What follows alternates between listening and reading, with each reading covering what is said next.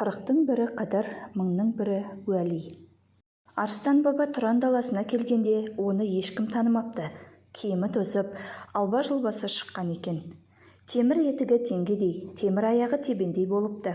Түрінен шошып, ел-жұрт үйіне қондыруға қорқады екен. Көп қайыршының бірі де ойлапты. Арыстан баба ұлы даланы аралап, талай шаһарды шарлапты. Көбіне далада қонады екен. Оның қонып, түнеген жері қадым жайға, қасиетті орынға айналады. Бір күні отырар даласына келіп, қаланы аралайды. Оған ешкім мән беріп қарамапты. Кеш батып қалған екен. Түнеп шығары жер іздейді.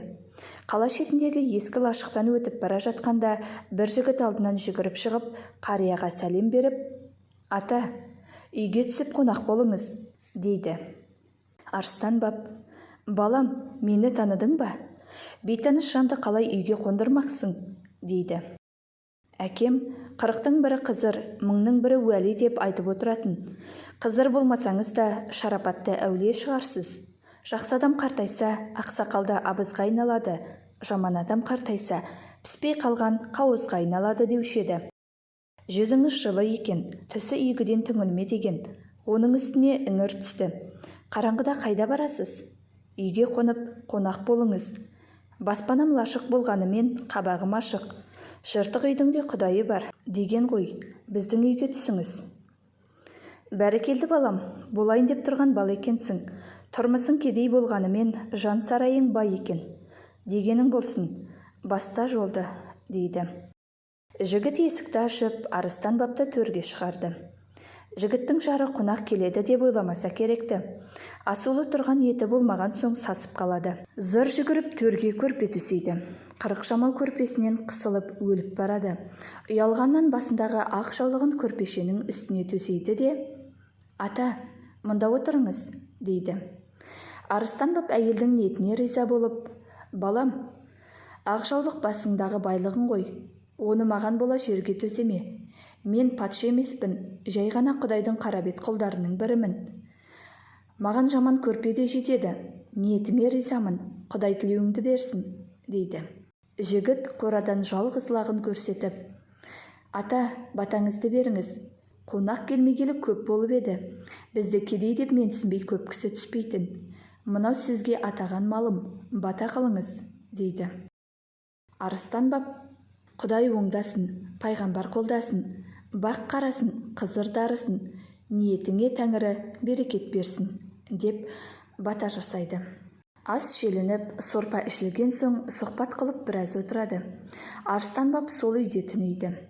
Таңғы шайдан соң жігіт 2 жасар ұлына келіп, «Ақсақал, мынау тұңғышым еді, есімі Мансұр. Осыған ата болыңыз, батаңызды беріп, аузына түкіріңіз», дейді.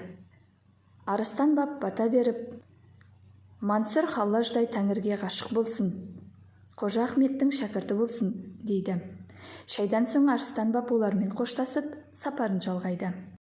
Осыдан соң жігіттің басына бақ қонып, қызыр дарып, дәулетті жанға айналыпты.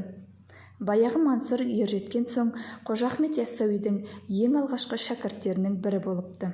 Арыстан бап маңдайынан сипаған соң, жұрт оны Арыстан баптың баласы атап кетіпті. Арыстан бап дүниеден өтерде Жебірейіл періште, «Уа, Арыстан сахаба, талай ел кездің, талай жер кездің. Мекке Мәдинада жүрдің, қасиетті Әл-Ақсада болдың. Қожа Ахмет туған сайрамды да көрдің. Денеңді қай жерге жерлейік?» дейді. Сонда Арыстан бап, отырардағы жаны жомарт бір жігіт есімнен кетпейді. Жалғыз лағын сойып қонақ қылып еді. Келіншегі астыма кимешегін төсеген. Солардың адал ниеті мен ыстық ықыласы есімнен кетпейді. Бір күн ас бергенге 40 күн сәлем деген. Өлсем де пейілін ұмытпаймын. Мәйітімді солардың үйінің іргесіне жерлеңдер. Тәңірім ұлықсат етсе, оларды желеп-жебеп жатайын, дейді. Оның соңғы сөзі Жебірейіл періштенің өзін ерекше әсерге бөлейді. Кәрі сахабаның жүрегі мәңгілікке тоқтаған соң, періштелер мүрдесін отырарға барып арулап жерлейді. Ал Арыстан баптың далада қонған қадым жайына да ел жұрты құрмет көрсетіп, мазар соқты. Халық онда да Арыстан бапты рухы келіп, жебеп жүреді деп сенеді. Қожа Ахмет Яссауи да осы оқиғадан тәлім алып, тарихаттың әдебіне қонақжайлық тәртібін енгізген екен деседі. Яссауи феномені кітабынан.